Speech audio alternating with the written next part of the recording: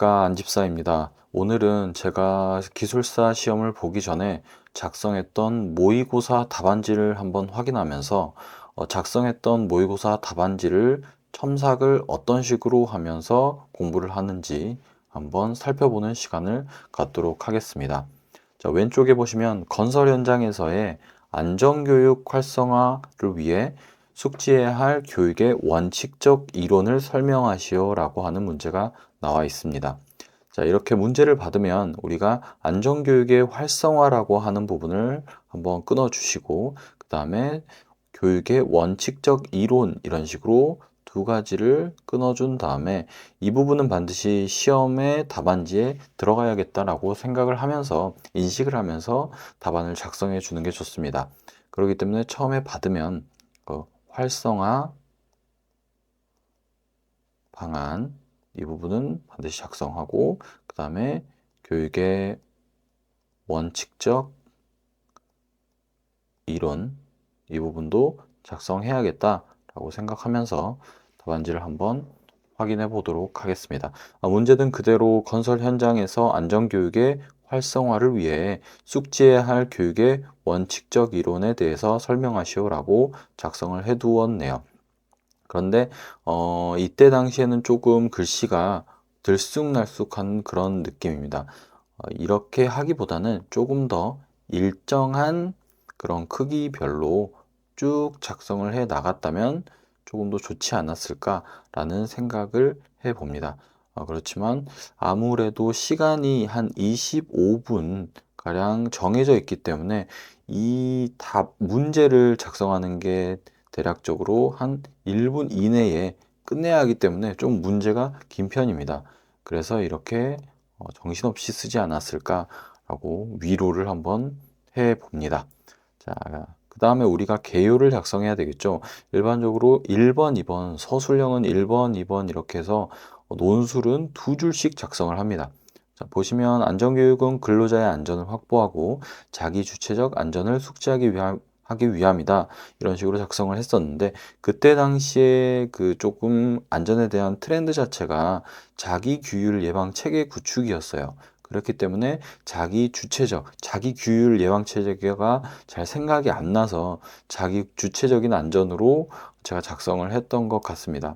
조금 더 개선을 한다면 자기 규율 예방 이런 문구가 들어가게끔 작성하는 게 좋겠다라고 생각을 해봅니다. 자, 그 다음에 두 번째, 이에 따라 제도화된 교육의 진행보다 자발적, 능동적 교육이 돼야 된다. 이 자체도 지금 앞서 말한 것처럼 규율 예방이라고 하는 말이 조금 확장돼서 풀어서 쓰고 있다라고 하는 게 느껴지도록 하기 위해서 2번도 작성을 한 겁니다. 이 부분은 이러한 조금 트렌드를 반영해서 개요를 작성하는 게 좋다. 교육이지만 현재는 지금 이러한 흐름이다라고 하는 걸 반영해서 작성을 했었다. 자, 그 다음에 두 번째, 안전교육의 목적. 아무래도 교육이라고 하는 문제가 나왔기 때문에 교육의 목적이 무엇이냐? 근로자의 안전 확보, 유해 요인 파악, 작업 환경의 조성, 자발적 위험성 평가 참여 이런 식으로 돼 있는데, 위험성 평가라고 하는 것도 지속적으로 강조가 되었기 때문에 교육을 하면서 위험성 평가를 참여를 조금 도모한다라는 목적으로 제가 이 부분을 넣었는데, 요게 생각이 나지 않는다면 사고 재해에 예방을 한다라는 식으로 작성해도 조금 무난하겠다라고 생각을 합니다. 자, 이렇게 작성한 다음에 여기 옆에 부분이 살짝 남습니다. 그러면은 이렇게 동그라미를 치셔서 이렇게 삼각형 모양으로 어떤 부분으로 사고 예방, 근로자 안전 확보, 재해 알림 이런 식으로 작성을 해도 조금 있어 보이는 답안을 구성하는 방법이 된다. 굉장히 FM적인 방법입니다. 여기에 물어보는 바를 쓰고 그 다음에 도형화, 도식화를 하는 방법 이렇게 하는 게 좀 살짝 답안지의 매뉴얼이다라고 할 수 있습니다. 자, 그 다음에 세 번째, 건설 현장에서 실시하는 교육이 있습니다. 아무래도 안전교육을 물어봤기 때문에 이 생각한 바가 목적과 건설 현장에서 실시하는 교육을 풀었어야겠다라고 그때 당시에 생각을 했고요. 지금도 이 부분은 일맥상통하지 않나라고 생각을 합니다. 대상을 먼저 써주고 그 다음에 교육의 종류, 조금 더 구체적으로 하면 교육의 종류와 시간, 그 다음에 이 부분을 조금 땡긴다면 종류를 조금 땡긴다면 이게 네 가지로 이렇게 나눈 다음에 교육 종류를 쓰고 시간, 그다음에 내용을 간략하게 써주면 조금 더 낫지 않을까라는 생각을 했습니다. 그런데 제가 글씨체가 조금 크다 보니까 이 글씨체로는 작은 글씨로 쓰면은 가독성이 떨어지더라고요. 그래서 저는 이 내용을 포기하고 세 줄을 만들어서 차라리 대상, 교육, 시간만 작성을 하자라는 생각으로 이렇게 밑으로 쭉 작성을 했습니다. 그런데 이렇게 보면 현재 첫 번째 물어보는 교육의 활성화라고 하는 것이 너무 늦게 나온다라고 하는 게 조금 느껴지실 겁니다. 목적을 썼고 건설 현장에서 실시하는 교육을 썼는데 여기 밑에 보시면 안전교육의 활성화 방안이 너무 두 번째 페이지에 나오는데요. 이 두 번째 페이지에서 나오는 게 사실상 좋지 않은 답안 구성입니다. 그렇기 때문에 이 답안을 여기까지 지금 같으면 여기에다가 배치를 시켜서 올려줬을 것이다. 이 부분을 최대한 예를 들어서 이 정기교육을 없애고 그때 당시에 강조했던 특별안전보유 보건교육과 이 일반적인 채용시 교육 이 부분을 조금 여기다가 올리고 안전교육 활성화 방안을 두 번째 페이지 첫 번째로 끌어올렸을 것이다 라고 한번 스스로 첨삭을 해보는 겁니다. 그래야만 조금 물어보는 안전교육의 활성화를 알맞게 배치해서 충분히 내용을 끌어당길 수가 있을 것이다 라고 스스로 한번 첨삭을 해보는 거죠. 자, 만약에 이 안전교육 활성화 방안이 이 위에까지 올라왔다면 교육 프로그램의 다양화와 교재의 보급, 안전교육 수준의 향상, 그 다음에 4번 기타라고 해가지고 조금 더 괜찮은 내용을 여기까지 썼다면 얘가 안전교육 활성화 방안에 대해서 고민을 이만큼 했구나라고 답안을 채점자가 생각할 수가 있을 것 같습니다. 그 다음에 이제 물어봤던 안전교육 7원칙이라고 하는 우리가 상동, 쉬, 반, 한, 인, 오, 기까지 하면은 좋았겠지만 제가 기를 안 썼네요. 기억의 지속화 이런 식으로 돼 있는데 이 부분을 이렇게 교육의 원칙이라고 하는 물어보는 것을 충분히 또 이만큼 당겨서 썼을 것이다 라는 것입니다. 이렇게 하면 물어보는 바를 처음에 도입부를 이만큼 첫 페이지에 썼고 그 다음에 물어보는 바를 이 두 번째 페이지 그 다음에 세 번째 페이지 절반까지 작성을 해서 그 다음에 이 교육의 4단계라고 하는 도제적확이라는 것으로 마무리를 해줬기 때문에 조금 더 알찬 구성이 되지 않았을까. 하지만 현재의 답안지는 조금 물어보는 바의 내용이 적었다. 이 활성화 방안과 실원칙 이게 여기까지 끌어나오는 부분에서 조금 부족하지 않았나라고 생각을 하면서 스스로 조금 모의고사 본 것에 대해서 첨삭을 하면서 채점을 해보는 겁니다. 다시 생각을 하면은 이 교육 4단계를 작성하기보다는 차라리 나 같으면은 이 재해 예방 대책을 작성을 했겠다라고 한번 생각을 하면은 재해 예방과 교육을 어떤 연관성을 지어서 한번 작성을 해볼 것이냐.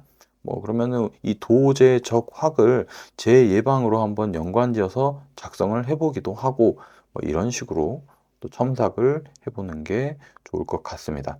자, 다음 문제 한번 넘어가 보도록 하겠습니다. 자, 이 부분은 산업심리에서의 성격 5요인 이거는 지금 용어 문제로 제가 한번 작성을 해 보았는데요. 자, 문제를 한번 보시면 산업심리에서 성격 5요인이라고 되어 있습니다. 자, 정의라고 해서 인간의 행동에 영향을 미치는 요인으로 이를 관리하여 인간의 오류를 예방한다라고 제가 간략하게 작성을 했습니다. 하지만 지금 작성한다면 인간의 오류라고 하는 말보다 불완전한 행동을 예방한다. 이렇게 작성을 했을 것 같습니다. 왜냐면 밑에 보시면 이 인간의 행동 방정식도 작성을 해놨고 인간의 행동 영향 요인도 이렇게 제가 작성을 해놨어요. 그런데 인간의 오류라고 하면 어떻게 보면은 휴먼 에러거든요. 휴먼 에러라고 하는 것을 언급을 했다면 조금 연관성이 떨어지겠죠. 그렇기 때문에 이 처음부터 아예 불완전한 행동이라고 하는 것을 언급을 했다면 조금 더 밑으로 내려가면서 이 채점자가 읽을 때 흐름이 얘는 처음부터 그런 생각을 해서 이렇게 작성을 했구나라고 느껴질 수가 있을 것 같다라고 스스로 첨삭을 한번 해보는 겁니다. 자, 두 번째, 그래서 저는 산업심리 성격 5요인을 작성을 했습니다. 동기감, 습습 해가지고 굉장히 바로 암기를 해서 자동으로 나오게끔 외워서 바로 작성을 했고, 여기 있는 이 내용들은 작성할 때마다 바뀝니다. 이 동기라고 하면은 갑자기 어떤 행동을 작업을 할 때 어떤 필요적인 요인 이렇게 작성을 할 때도 있고, 이 옆에 있는 부분은 너무 외우려고 신경을 쓰지 마시고 조금 그때마다 느끼는 전문적인 느낌으로 작성을 하셔도 충분하다라고 생각을 합니다. 자, 그 다음에 처음에 물어봤던 산업심리 성격 5요인을 작성했다면 세 번째 인간 행동의 영향 요인이라고 해서 내적 요인과 외적 요인을 작성해 줬습니다. 심리라고 하는 것은 행동에 굉장히 밀접한 연관이 있기 때문에 이 행동의 영향 요인이라고 하는 걸 조금 더 부각시켜서 작성을 하고 싶었어요.